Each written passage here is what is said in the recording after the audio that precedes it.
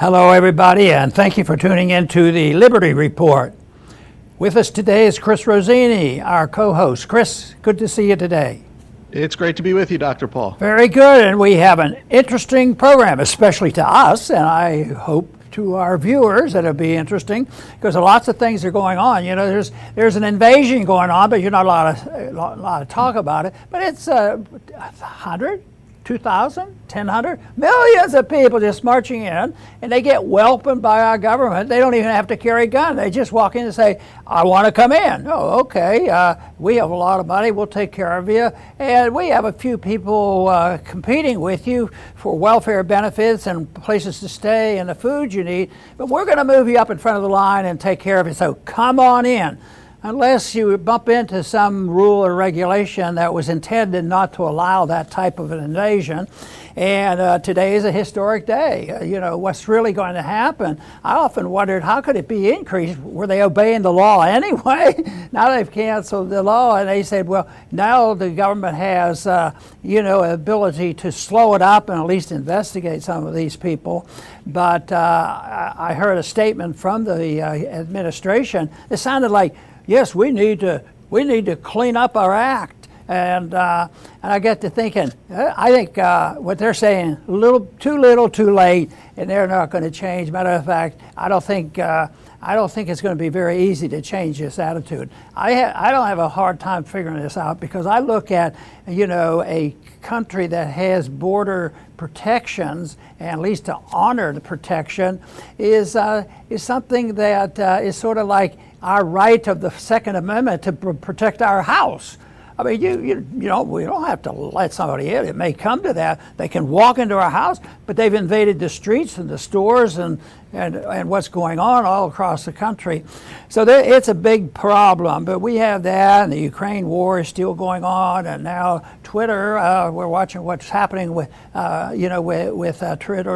Twitter and Musk. But still, the markets are bouncing all around again, for various reasons, but also because it usually happens. The cost, the number of dollars per ounce of gold, I hate to say price of gold, but it's the value of the dollar. It is very volatile when there's no issue of account. We don't have a dollar definition, and this chaos should be expected. And this happened before, and I've mentioned this before, and sometimes that confuses people on investments. It certainly confuses me enough that I don't like to speculate and think I can get in and out in a day or two or an hour or two. And I think people that do that serve a function to try to smooth out the market. But it's also, for me, I've not done that over the years, and I think that's why you need as much information as you can get to try to understand how you save against inflation of the money supply and the prices that accumulate because of this. And one way you can do this, and we've mentioned it very often on this program, is go to Birch Gold, because Birch Gold is a company that specializes in taking paper assets from other companies and transferring them into owning gold in your other account, because it's a little bit complicated. I did that a long time ago, and it was complicated, but they can help you out, and that's why I participate and be in partnership with them in telling you that if you want to get more information on what Birch is talking about, you can get some information. It's free. You text Ron 989898. That shouldn't be too difficult to remember. I even remember that for the program. Ron 989898 to get more information from Birch Gold in order to increase the availability of information for you to make a decision if you decide that gold is a good protection. I believe that, especially, it came to light to me August 15, 1971, when we declared our bankruptcy and we declined to pay out our gold to the people who held paper money. That was a big day. A lot of people know about it, but a lot of people don't know and don't realize that was the real start of the inflationary cycles that we have been dealing with. Anyway, once again, Ron 989898 to get information from Birch Gold.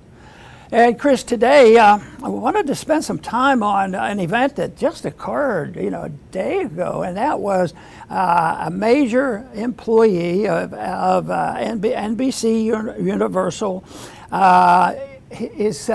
is coming over. They said in 6 weeks, but all of a sudden today it was announced she's leaving. She's well known, and she's an expert in marketing, and she's been with NBC for a long time. But Chris, you and I have looked at this, and we've agreed on one thing. It's a little controversial. What's going on here? Because how many people have been welcomed into the Musk fold because we see good things? Twitter was a terrible company, and they were very bold in just punishing people who wanted to express their opinion. And Musk was very, very bold also in saying, I am going to protect the First Amendment. But unfortunately, Chris, I know you've looked at this, the individual that he wants to hire as his CEO is a woman who, when you look at her background and look at what she has supported in the past, you have to say that questions should be asked. So I am not blindly accepting the idea that, great, Musk is on his way. He is going to protect our First Amendment, but this is early on. We've only watched this for one day. Who knows what the strategy is, but there will be a strategy that will eventually become very clear to all of us. Chris. Yes, Dr. Paul. Elon Musk has definitely caused a bunch of tweet storms this morning. Now, to be fair, he has the best insight into this. He has the best information. He's the one dealing with. Her name is Linda Yaccarino. We have, all the public information. There's plenty of public information about her, so we have to go by that. We're not in conversations with her. So to be fair, we'll say that. But looking at all the public stuff, it's bad. Right off the bat, chair of World Economic Forum's task force on the future of work. I mean, that's as bad as it gets, World Economic Forum. Even Elon Musk has tweeted that the WEF is increasingly becoming an unelected world government that people never asked for and don't want. So even Elon Musk knows about the WEF. She comes from NBC Universal, mainstream media, so she comes with all the stuff that comes with the mainstream media, all this social justice stuff, all the leftism. She pushed ad campaigns for the vax with the Pope, using the Pope as, for advertising the vaccine. And, personnel is policy. That's the way it is.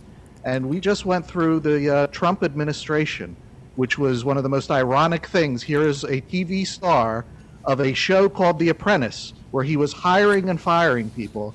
And as president, he hired the worst people imaginable to be in his administration, people that worked actively against him. The president would go on TV and say something. I remember specifically a video. He's bringing the troops home from Syria, a wonderful video. And then someone comes out, oh, no, we're not doing that. He didn't mean that. So who you hire it's everything. So Elon Musk, this is a very big contradiction to what he has done up to this point, and it makes you wonder what's going on.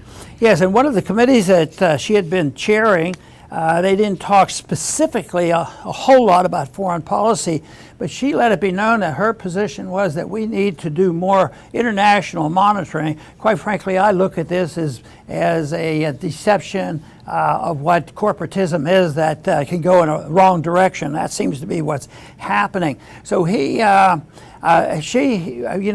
some points there, and she definitely came down on the side of supporting the international move to crack down on those people who didn't believe in natural immunity. So she was on the wrong side, of the COVID arguments and the medical treatment that should have been allowed.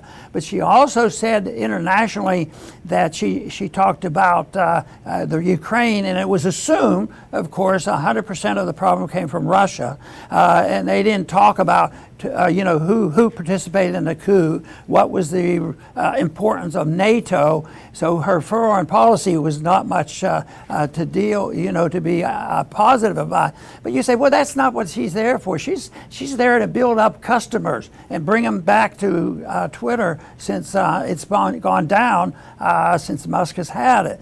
But I think being alert is very, very important, and Chris made it so clear that the people you hire makes a big difference. And although we have spoken many, many times when it's possible and convenient to speak positively of Trump, but one of the things that we generally on this program have challenged are some of his appointments. So, and he at least was on friendly relationship with her, and not in a serious way.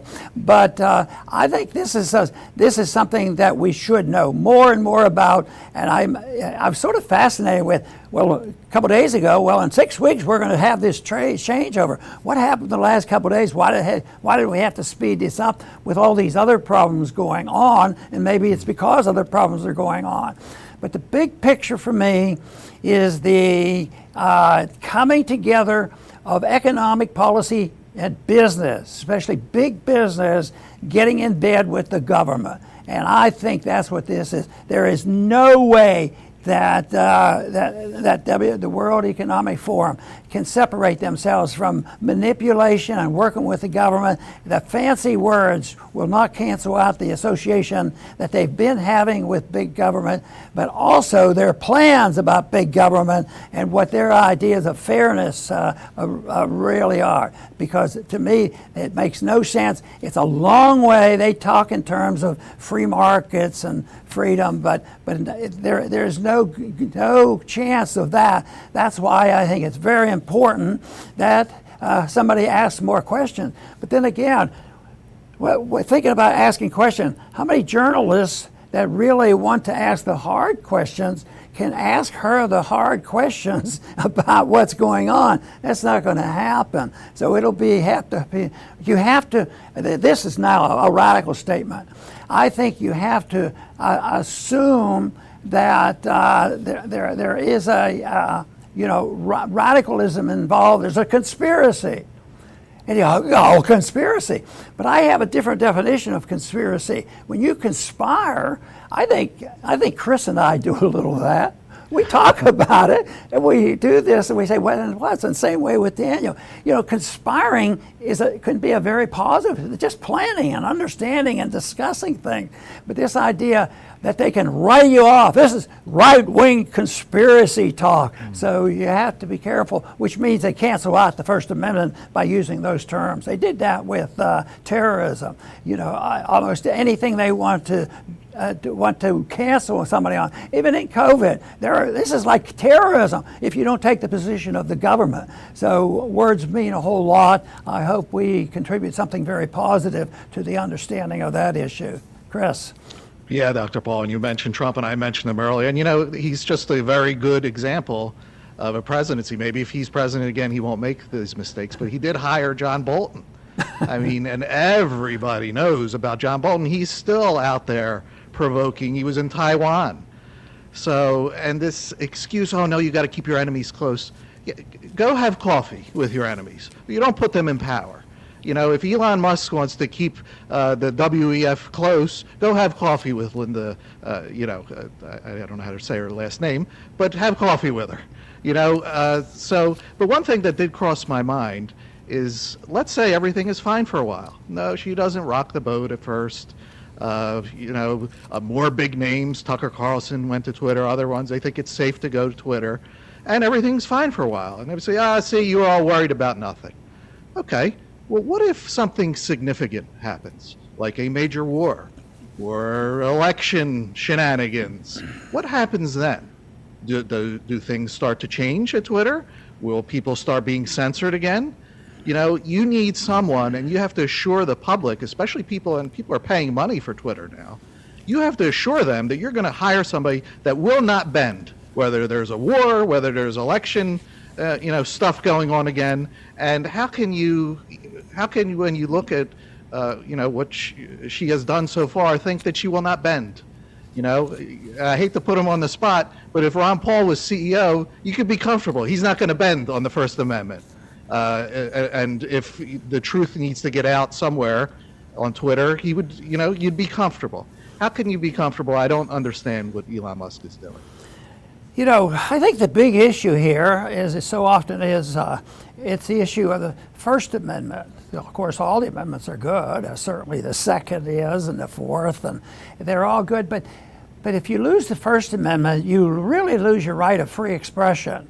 The one thing I've noticed over the years when there's political opposition, especially now with the harsh rhetoric that goes on between the two parties, is that the opposition to those of us who might be promoting in a sincere manner the free market and private property and non-interventionist foreign policy, real civil liberties.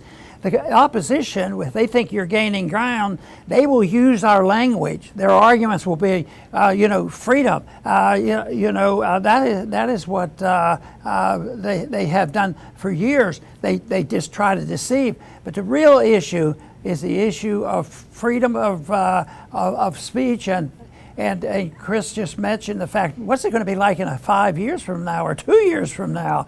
Because once you invite them in there and people are supporting it, then it's hard to back out and say, well, no, I have to disagree with that. But they use the terminology that people want to hear, and when they hear it, they say, oh, those progressive Democrats, we've heard a lot of bad things about them, but they're not so bad. But just listen to them now in the campaign. They're not quite so bad. They try that. What we're hoping for is that the people are awake enough now that at least the rhetoric on COVID no longer sells very much, and it's being sold with more difficulty when it comes to Ukraine and the need to send more money to Ukraine and look for another fight and sending our navies in there to pester China and all these things that makes no sense at all. But it's all for national security interests, to protect our liberties, protect our Constitution, and people want to hear that, but the big thing is sorting it out, and it's not always that easy. And this one has just put some red flags up. This incidence of what Musk is doing in his hiring practices. So let's hope we're able to keep tabs of this and keep reporting on what's going on and what it means. But right now, there's a lot of unknowns. Chris. Very good, Dr. Paul. I'll finish up with my final statement. One thing, those who watch us and listen to us regularly, that you'll find on the Ron Paul Liberty Report is consistency. Whether it be war and non-interventionism, you're going to get a consistent point of view on that. Sound the money in the Fed, same thing. Voluntarism, and if you've listened to Dr. Paul since the 1970s or even go back, they're all on YouTube. 80s, 90s, you'll see it's the same message. It's not tailored to any generation, any decade. It's the same message of liberty, private property, because principles do not change. Economic laws don't change. The truth does not change, even though we live in a society that has waged complete and total war on anything that is true. Whether it be 2 + 2 can sometimes equal 5, depending on the situation, or the gender stuff. They want to mix everything up and what that does is it creates a population that if you don't know the truth, boy, are you easy prey for people that are looking for power. They'll control you so fast and so easily because you have no anchors to anything. And you'll just follow the propaganda or whatever the group says. And that's and where this individual comes from, NBC, this is all groupthink. Everyone is supposed to say and think the same exact thing. So Elon Musk, he should look for consistency. He has been so good on free speech at what he has said, what he has done. And now it looks inconsistent. It looks bad. And that really hurts the trust. And, we'll see what happens. Very good. And, looking for the truth, I think, is very important. And it's a mixed bag, though. I was complaining a minute ago that, the opposition always uses the terminology of those who promote the truth. And yet, at times, and I think ultimately, people end up dispelling that. They can recognize it. I've had a lot of young people, especially. It seems like their willingness to challenge is a little more so than the people who have learned to live with the government. But the people will challenge you, and it will be that they just quit believing them. But the one thing is once they've been deceived, and and then you discover it was all a bunch of lie. That was the reason during COVID, one of the best arguments Daniel and I would use, and that would be that when we found out the champion of lockdown and masks and all the nonsense, that people were starting to wake up and then didn't realize, and started to realize it wasn't telling the truth. But if you could take an individual who were the greatest champions of lockdown, and I think this probably eventually happened to Dr. Fauci. He was the biggest promoter, and now I don't think he hasn't discovered this yet, but now I believe his credibility and respect has dwindled. I don't think you can recover once the people catch on to what's happening. The other thing that I think is so important is the words we use. Now, I couch one word, and it's a matter, it's not deceiving, but it's a matter of sounding. I don't call everybody a fascist or everybody's a communist and this sort of thing, even though philosophically they may well be on the verge of that. But if you're talking to a large crowd, especially to progressives, and they want to understand what we're talking about, I think it's perfectly all right to use a word that says the same thing, but it doesn't sound quite as tough and mean. And that is, I think it's what we're dealing with is corporatism. The corporations have learned to use the government, and that's more or less what we're talking about here today, how the corporations can use the environment, medicine, and all these other things. But it comes together. It's not Mussolini, and it's not Hitler, but the whole thing is some of those very vicious regimes have morphed into something much more tough, and they have to use armed force, because eventually the people will resist. They feel like if the government doesn't change, we will resist, and we saw that, and I think in a healthy sort of way, when the people started resisting against the rules on COVID. So, but corporatism, as far as I'm concerned, is very, very dangerous, because it's used to introduce people, to fascism.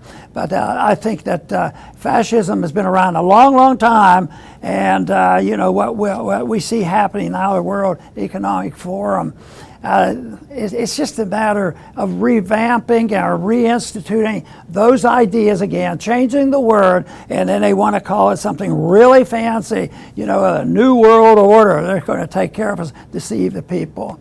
But I think there's only one answer we can offer, and that's to seek out in a very honest way the best ability to understand what truth really is and use it. I think that time will tell. It'll be the most credible argument, not the violence that occurs, because the other side, unfortunately, the more they feel like they're under attack and losing the fight, the more violent they will become. We have to be prepared for that. I want to thank everybody for tuning in to the Liberty Report. Please come back soon.